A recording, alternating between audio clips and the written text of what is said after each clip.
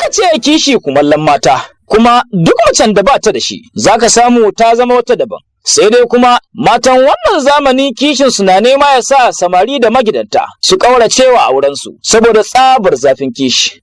Ga dai Amina AI Sadiq ta haɗa mana rahoto kan illar zafin kishi.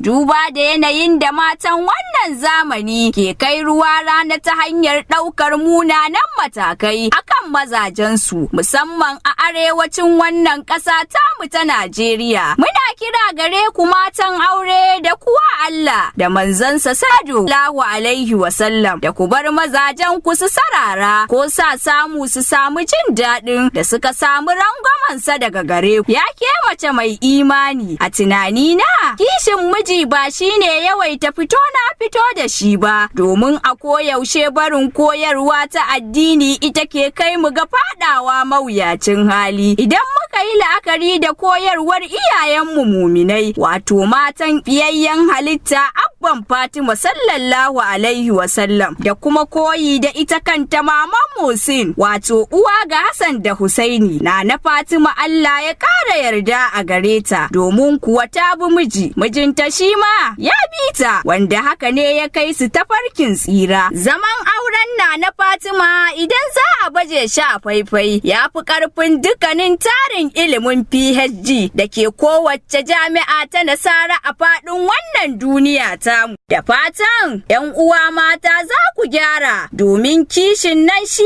yake kaiwa ga hallaka mazaje. Amina AI Sadiq, Zare da Abawa. To da fatan dai mata sun ji kuma za su kiyaye.